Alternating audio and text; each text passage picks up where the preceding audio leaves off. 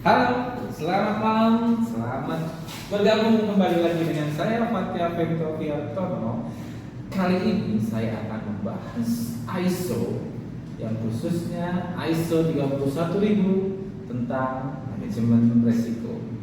Malam ini saya ditemani oleh dua narasumber saya. Sebelah kanan saya ada Lutfi Ainun Naim dan yang ke sebelah kiri ada Mas Rizko Widianto. Halo. Oke, malam ini kita akan berbincang-bincang mengenai ISO 31000 terkait dengan manajemen risiko. Oke, menurut Mas Lutfi dan Mas Rizko nih, manajemen risiko itu apa nih? Apa sih manajemen risiko itu? Mungkin dari Mas Lutfi dulu. Manajemen risiko itu proses mengidentifikasi, mengukur, memetakan, mengembangkan alternatif penanganan risiko, memonitor dan pengendalian penanganan risiko yang dilakukan secara terstruktur dan sistematis. Jadi manajemen risiko itu tujuannya apa dulu nih? Mungkin dari Mas Rizko dulu nih. Apa deh? Menurut saya manajemen risiko atau yang biasa dikenal dengan risk management itu merupakan suatu proses perencanaan, pengaturan dari kepemimpinan yang mengendalikan kegiatan organisasi tersebut untuk meminimalisir atau meminimalkan risiko yang akan terjadi dalam perusahaan tersebut. Oh, gitu. Hampir sama ya intinya. Ya. Intinya manajemen risiko itu melihat itu bakal ada risiko nih gitu. Kalau ada risiko itu kita harus analisa, harus antisipasi biar risiko itu sedikit diminimalisir. Bahkan tadi Mas Lutfi bilang bisa hilang risiko tersebut gitu ya. Oke, ya, intinya sih manajemen risiko untuk itu tujuannya ya, meminimalisir risiko bahkan menghilangkan risiko. Oke, menurut ada nggak sih clue-clue untuk menjalankan manajemen risiko tersebut gitu atau skema atau apa gitu? Mungkin Mas Lutfi ada.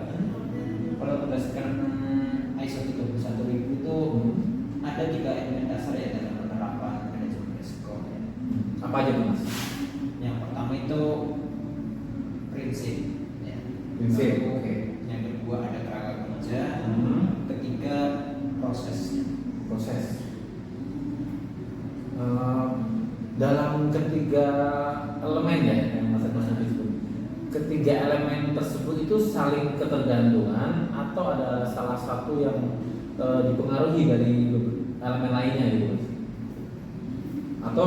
Atau semuanya saling ketergantungan nih elemen tersebut nih. Kalau yang sini jam nggak jalan, sininya kacau gitu atau gimana? Gimana nih menurut Mas? Bebas ya siapa nih Mas Lutfi, Mas Rizko nih yang mau jawab kalau seperti itu. Tadi apa pertanyaannya? Dalam ketiga elemen tersebut yang disebutkan Mas Lutfi tadi itu ada prinsip, ada kerangka kerja, dan ada proses. Nah itu tuh ketiga elemen tersebut itu saling ketergantungan atau ada satu yang harus dipengaruhi oleh elemen lainnya gitu. Harus saling ketergantungan kan ya? Kalau yang satu misalnya macet, yang satunya enggak, sama aja nggak bisa jalan semuanya. Resiko itu akan terjadi Ya. mungkin ya, seperti itu. Untuk yang paling menonjol nih atau untuk yang paling penting dalam ketiga elemen tersebut ada nggak? Di prinsip sih. Prinsip. Gimana tuh? Bisa jelasin nggak Mas prinsipnya itu apa aja? Ada berapa? Mungkin dari Mas Lutfi dulu deh. Kalau menurut manajemen kalau menurut ISO 31000 Nah, itu ada 8 prinsip ya yang 8 prinsip. Oke. dari 8 prinsip itu akan mencapai sebuah tujuan yaitu menciptakan dan melindungi nilai. Itu tujuannya. Nah, Oke. Nilai itu maksudnya nilai aset, nilai perusahaan gitu ya Mas? ya nilai perusahaan yang baik, Image lah ibaratnya. image atau asetnya segala macam. Oh, Pokoknya oke. keseluruhan perusahaan. Terus apa nih prinsip-prinsipnya? Yang pertama itu ada terintegrasi. Terintegrasi.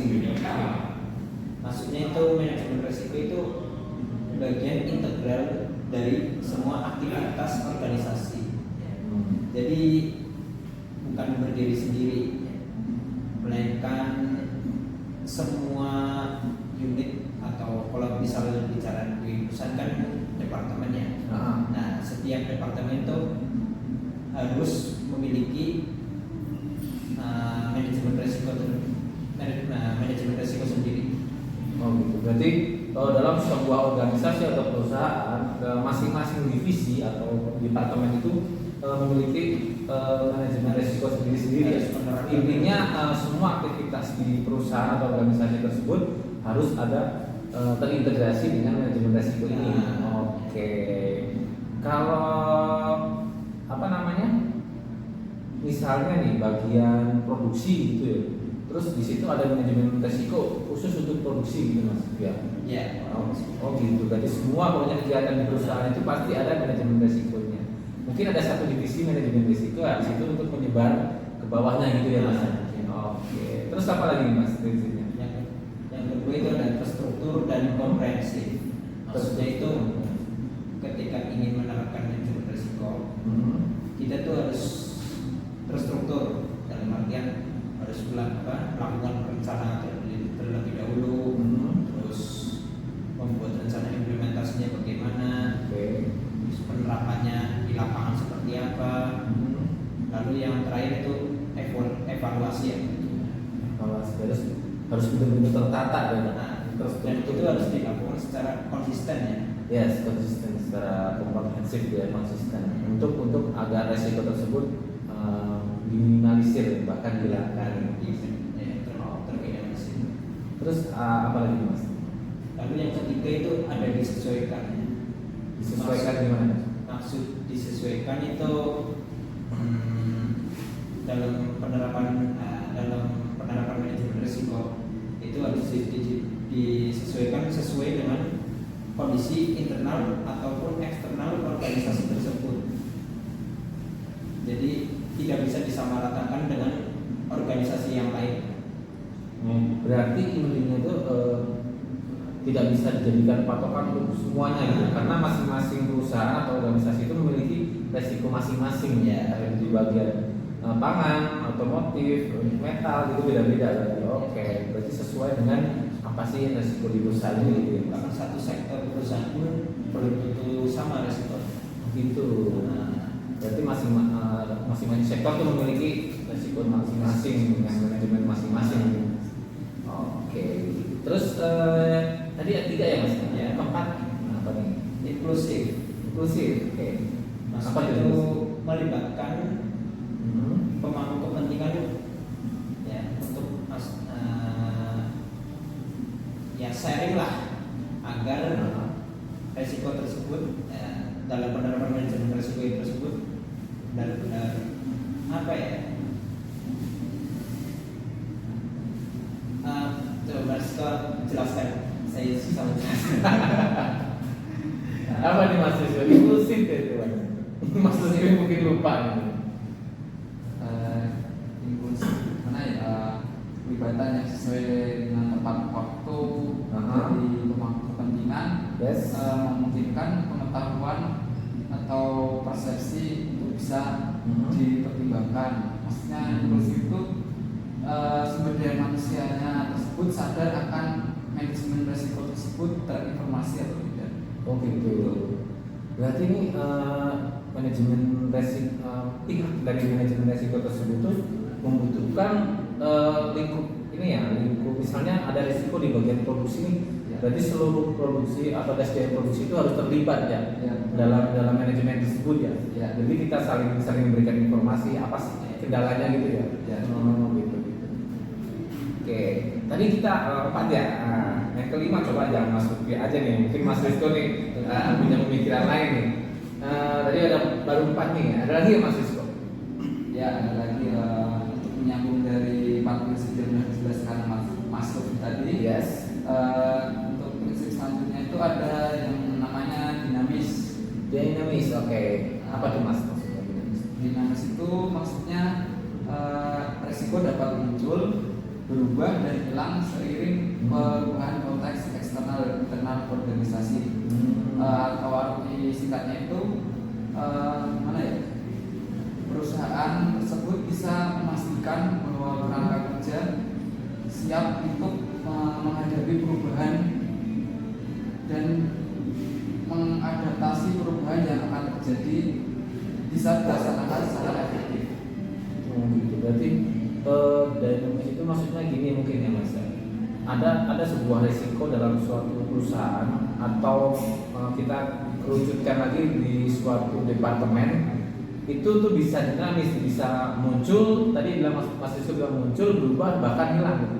Itu tergantung dari bagaimana manajemen resiko itu berjalan ya Mas. Ya, karena itu berubah-ubah, jadi kita harus tiap hari atau sering untuk mengevaluasi resiko tersebut gitu ya. Karena yang dinamis itu ya Mas Rizko ya. Oke. Sebagai contohnya ini simpel nih, Betul Mas. masyarakat itu semakin berpikir kritis akan menyebabkan resiko hukum meningkat karena masyarakat berpikir kritis tadi kan sadar akan hak yang mereka punya serta mereka mengajukan ke hukum atau gimana gitu. Maksudnya bisa dicontohkan yang lebih ini mungkin Mas Lutfi. Maksudnya proses hukum ya. Jadi karena masyarakat menuntut hak nih, banyak berbondong-bondong demo lah kasarnya gitu. Jadi resiko tersebut bisa berubah secara dinamis ya. Oke, thank you Mas Rizko. Ada lagi nggak nih? Tadi baru 5 nih ya. Ada lagi nggak? Ada masih ada 3 lagi. 3 lagi. Oh ada 8 total. Lupa saya dari mungkin Mas. Ayo, apalagi nih yang ke berapa? Ke 6. Yang ke-6 itu informasi terbaik yang tersedia. Informasi terbaik yang tersedia. Bisa dijelaskan lagi?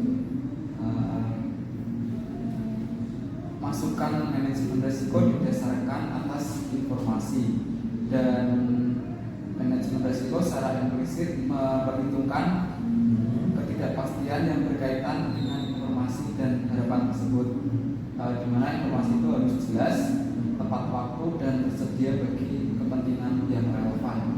Berarti informasi kayak tadi kita disebutkan ya, jika ada suatu resiko di suatu departemen maka yang terlibat dalam resiko tersebut harus memberikan informasi yang tepat ya, relevan gitu ya, agar kita bisa kita sebagai manajemen resiko itu bisa menganalisa dengan baik gitu dan meminimalisirkan resiko tersebut ya, bahkan menghilangkan gitu ya. Oke, informasi yang terbaik berarti yang harus tersedia ya untuk menjalankan resiko tersebut. 2 lagi nih, apa nih yang ketujuh Mas Rizko? Yang ketujuh itu ada faktor manusia dan budaya. Perilaku dan budaya manusia secara signifikan mempengaruhi semua aspek manajemen risiko pada tingkat dan tahapan.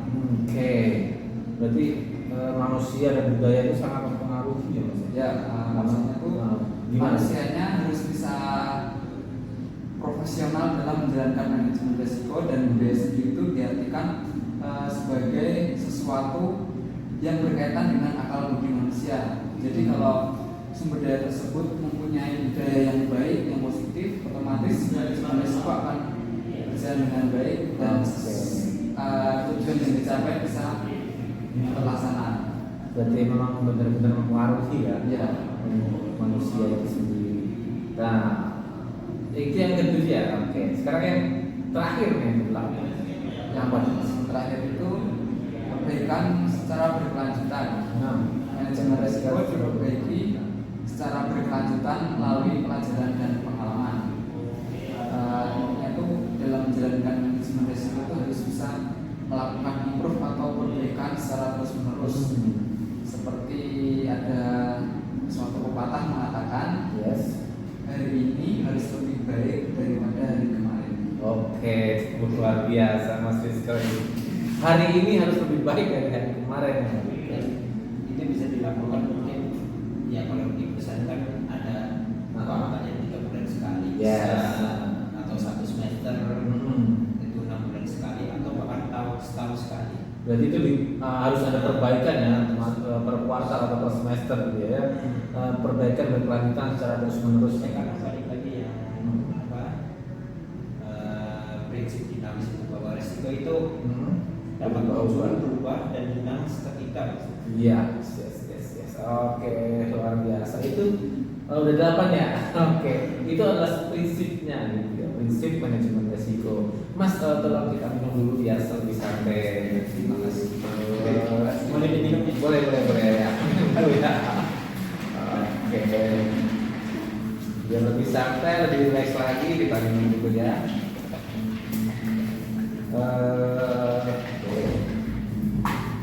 Ini ngomong di mana nih Mas tempatnya Mas? Ini kafe biasa kafe luar biasa itu. Terletaknya di Cikarang Baru. Tanggapan kita mampir di sini. Sampai ke sini lagi. Siap. Kita bahas yang lain lagi. Oke, next. Tadi kita membahas prinsip ya, karena kita memiliki 3 elemen tadi yang diucapkan oleh Mas Gusti.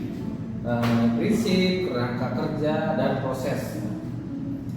Dari ke-8 prinsip tersebut, itu kemungkinan besar akan dipengaruhi nggak sih dari dua elemen yang lain? Ya, karena kan tadi di awal ini apa tiga itu saling berkaitan. Ya, saling berkaitan. Yang dimana puncaknya itu prinsip ya. Dan dalam menjalankan kedua elemen tadi itu harus ditetapkan berdasarkan prinsip yang sudah ada. Jadi prinsip itu sebagai standar ya. Standar, ya. Jadi udah nggak bisa pedoman. Istilah prinsip itu kan fondasi. Fondasi, fundamental lah maksudnya. Dan coba bisa dijelaskan mungkin dari keduanya. Mungkin dari kerangka dulu ya. Kerangka dulu baru proses gitu ya. Oke, mungkin masuk ini dalam kerangka manajemen risiko tuh isinya tuh apa aja Mas? Oke. Dalam kerangka itu yang pertama ada integrasi, ya. Yang kedua ada desain, ketiga ada implementasi, keempat ada evaluasi, lalu yang terakhir itu perbaikan. Oke. Mungkin bisa dijelasin nih Mas nih, kita sebagai orang awam kan mungkin belum paham nih. Coba jelaskan lebih detail apa aja sih di dalam kerangka kerja itu? Dalam itu kan urutannya. Integrasi itu kan bagian integral dari seluruh aktivitas organisasi ya. Ya. Nah, dalam apa ya? Santai. Kita minum dulu Mas. Jangan tegang, santai aja. Kita hanya berbincang-bincang saja, tidak usah tegang, tidak usah inilah, yang penting ngobrol aja. Kita sambil belajar bareng-bareng. Nah, setelah dilakukan manajemen risiko terhadap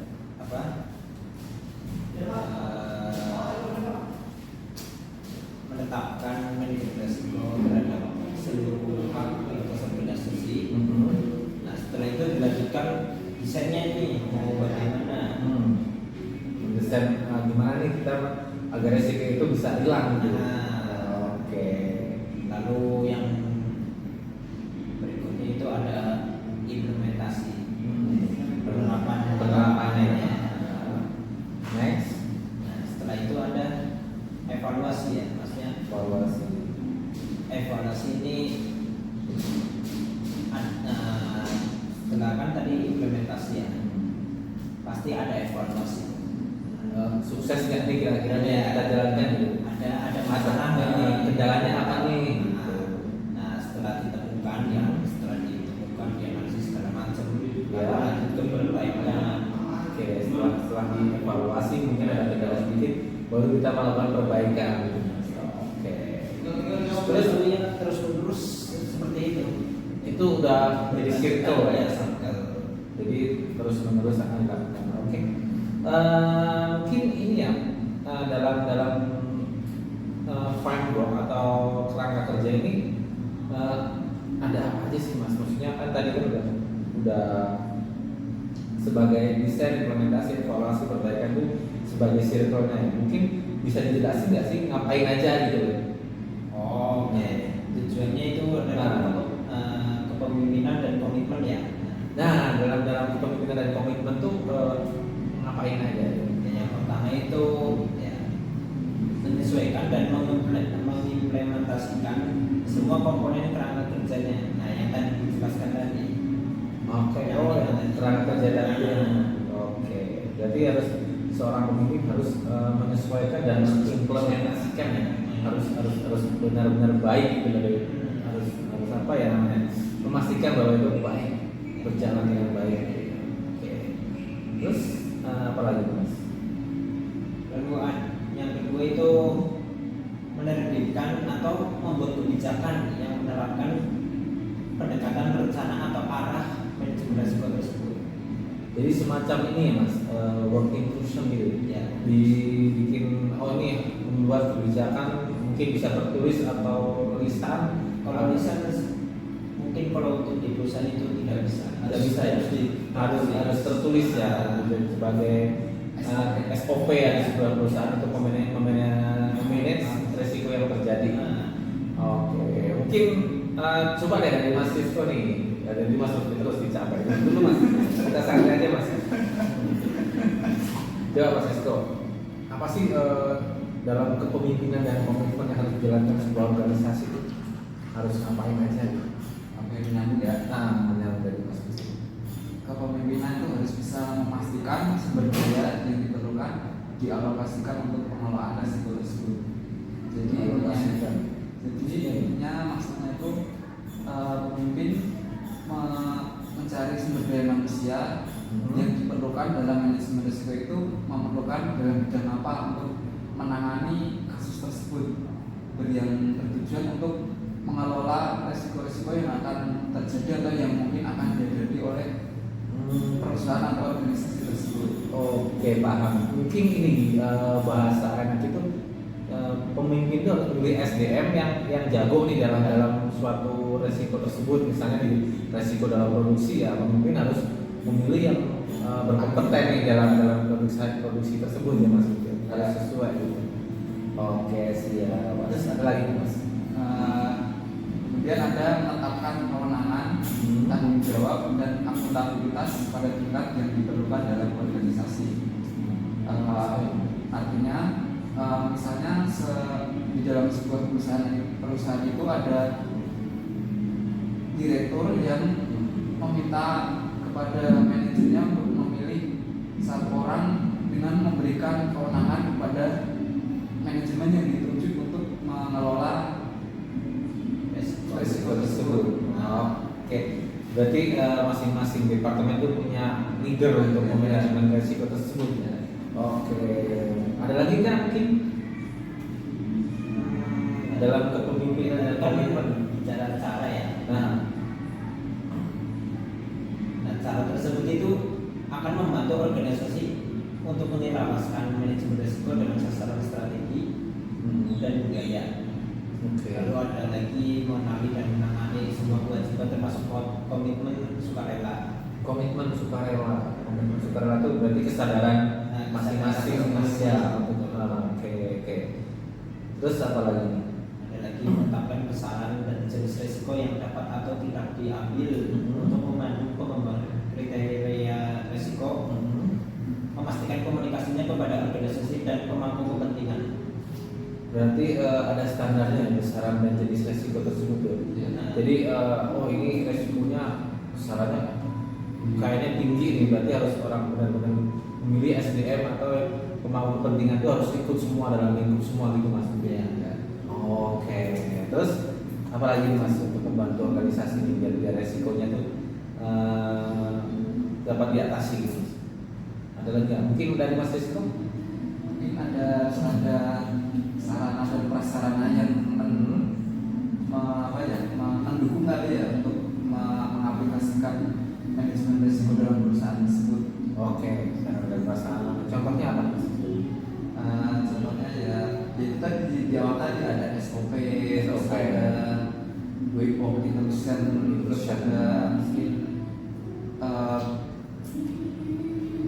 diadakannya briefing atau pengarahan sebelum mulai bekerja atau segala macam itu.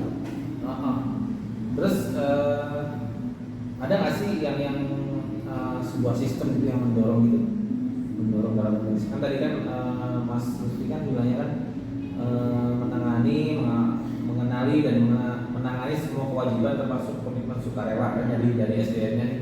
Maksudnya ada nggak sih yang mendorong gitu loh, sistem-sistem atau apa yang mendorong gitu?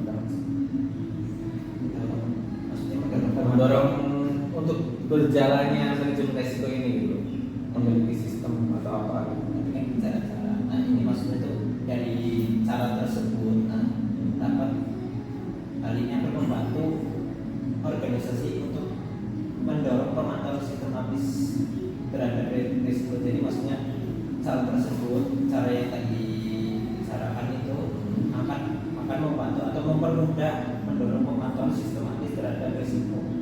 Gitu. Berarti intinya ada apa ya? Yang sudah tersistem itu akan dibantu oleh manajemen risiko ini gitu ya Mas. Ada lagi nggak? Ada satu lagi yaitu ini untuk memastikan yang kerangka kerja manajemen risiko tetap sesuai konteks organisasi. Sesuai inilah tujuan organisasi dan di jalur organisasi tersebut gitu. Oke. Kemudian dalam manajemen risiko memiliki akuntabilitas untuk mengelola risiko, sedangkan badan pengawas memiliki akuntabilitas untuk mengawasi manajemen risiko. Nah, itu biasanya dengan apa tuh? Yang pertama itu memastikan ya risiko dipertimbangkan dalam memadai saat penetapan sasaran organisasi. Lalu yang kedua itu memahami risiko yang dihadapi organisasi dalam mencapai sasarannya. Adapun yang ketiga itu memastikan sistem untuk mengelola risiko tersebut diterapkan dan dijalankan secara efektif. Ya. Oke. Terus dari Mas Sisko mungkin? Mungkin Kan tadi kan Mas Lutfi memastikan risiko ya.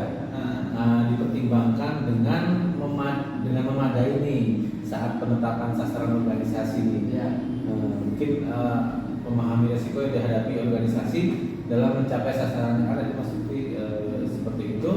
Mungkin dari Mas Sisko punya gambaran lain.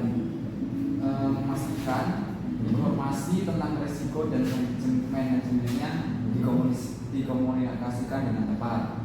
Memastikan informasi tentang risiko dan manajemen dikomunikasikan dengan tepat. Berarti harus benar-benar ya. Harus Tidak boleh ada miss lah intinya. Oke, mungkin itu dari kerangka kerja ya. Ya. Kita lari ke proses nih Mas. Proses manajemen risiko itu apa aja gitu? Apa yang harus kita lakukan? Apa yang harus kita kerjakan untuk risiko itu agar berkurang atau hilang mungkin? Mungkin dari siapa dulu nih? Mas Sisko coba untuk prosesnya itu apa aja sih? Ya, di sini tuh untuk proses sendiri, proses manajemen risiko ini melibatkan penerapan sistematis dari kebijakan, prosedur, dan praktik pada aktivitas komunikasi dan konsultasi, penetapan konteks, penilaian, pemantauan atau peninjauan, dan yang terakhir itu ada pencatatan dan kemudian dilaporkan risiko tersebut. Oke, berarti emang prosesnya itu benar-benar panjang. kompleks ya, panjang. Mungkin bisa dijelaskan dulu mungkin dari yang tadi Mas Sisko bilang komunikasi dan konsultasi ya.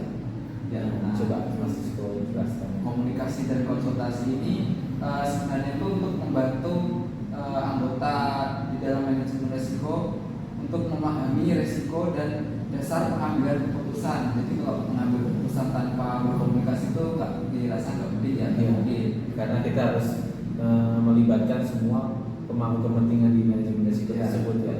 Ya. Oke. Terus selain itu komunikasi dan konsultasi itu tujuannya apa sih? Di sini ada beberapa tujuan ya. Mungkin yang pertama itu ada menyatukan beragam dari keahlian pada tiap proses manajemen risiko.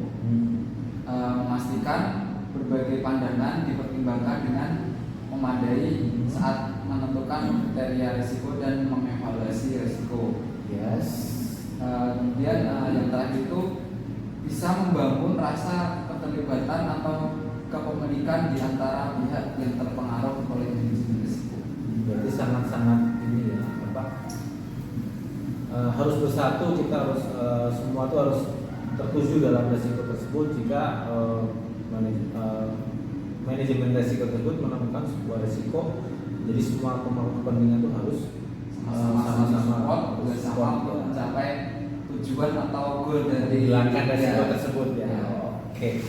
Next, the next tadi Mas Rizko bilang ada ruang lingkup, konteks dan kriteria. Saya masih bingung nih Mas dengan masalah lingkup, konteks dan kriteria. Coba mungkin dari Mas Rizko atau Mas Lutfi yang mau menjelaskan. Mas Lutfi ini. Nah, dari gimana Mas? Kopi Mas? Luar biasa santai. Oke, relax. Jadi tujuan untuk penetapan ruang lingkup, konteks dan kriteria adalah untuk menyesuaikan proses manajemen risiko, menghasilkan penilaian risiko yang efektif dan penanggulangan risiko yang memadai. Oke. Ruang lingkup, konteks dan kriteria mencakup penentuan ruang lingkup, proses dan pemahaman konteks eksternal dan internal. Ini eksternal dan internal ya. Terus untuk menentukan ruang lingkup itu harus gimana sih organisasi itu? Apa Yang ya? pertama itu sasaran dan keputusan yang perlu dibuat. Sasaran dan keputusan perlu dibuat ya. Nah, itu yang pertama. Lalu yang kedua itu ada hasil keluaran yang diharapkan dan tiap langkah yang akan diambil dalam proses. Oke. Terus Lalu yang ketiga waktu, lokasi serta pencakupan dan pengecualian khusus. next. Lalu tadi berapa? Tiga. Sekarang ketiga Apa? alat dan Kopi teknik. dulu. Kopinya belum habis. Agak sedikit tekan soalnya. Dileng aja kita. Kita berbincang sambil belajar. Jadi ya. Apa aja nih? Tadi yang ketiga nih. Sekarang keempat. Alat dan teknik penilaian risiko yang sesuai. Lalu ada yang kelima itu sumber daya yang dibutuhkan, tanggung jawab dan catatan yang disimpan. Keenam, hubungan dengan proyek, proses dan aktivitas lainnya. Oke. Itu semua harus dilakukan oleh organisasi tersebut berarti Ya, supaya resiko itu benar-benar bisa kita atasi, bahkan kita bisa hilangkan. Untuk itu dalam tadi ruang lingkup, konteks dan kriteria. Mungkin dari konteks tersebut bisa dijelaskan ya. Konteks dan kriteria yang kita gabung. bukan.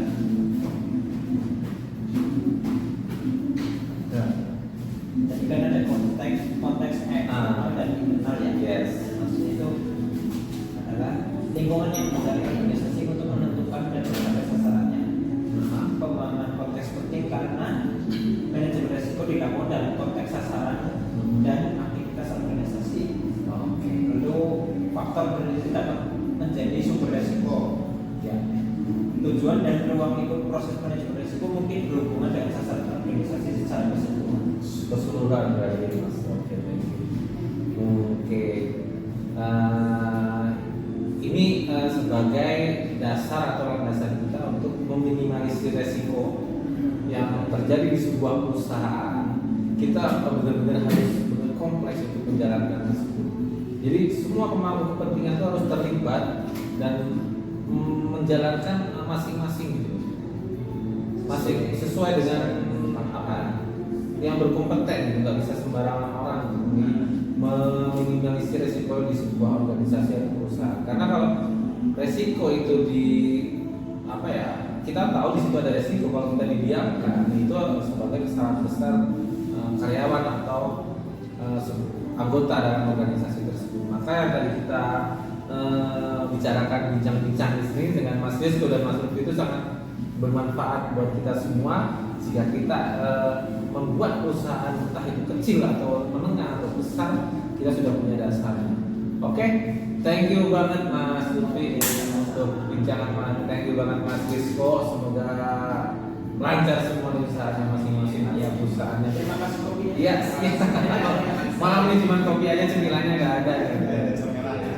Thank you banget, thank you guys semuanya. Mudah-mudahan perbincangan kita ini bisa bermanfaat buat teman-teman yang mau membangun perusahaannya bisa lebih sukses dan lebih maju lagi. Thank you, selamat malam dan salam sukses selalu. Apa? Kata-kata motivasi. Oke, kata-kata motivasinya sih tadi udah diberikan Mas Rizko ya. Gini, hari esok harus lebih baik dari hari ini. Enggak. Hari ini harus lebih baik dari hari kemarin, dan hari esok adalah dan harus lebih baik dari hari ini. Maka segala resiko ini menyangkut resiko ya. Apapun resikonya itu ada bukan hanya di dalam perusahaan atau organisasi saja. Resiko itu ada di mana-mana. Kita nanti berangkat main aja harus ada resikonya. Nah, nanti kalau saya sampai sana jam berapa, kalau saya naik motor resikonya macet begitu. Kalau naik mobil lebih macet lagi gitu. Kita semuanya itu ada resiko. Maka dalam hal ini kita harus menganalisa agar resiko itu bisa berkurang atau bahkan hilang. Semuanya dalam konteks apapun kita harus menganalisa resiko tersebut. Entah baik itu kecil atau besar. Oke. Itu aja sih pesan dan pesan dari saya. Thank you semuanya. Salam sukses selalu buat kita semua. Thank you.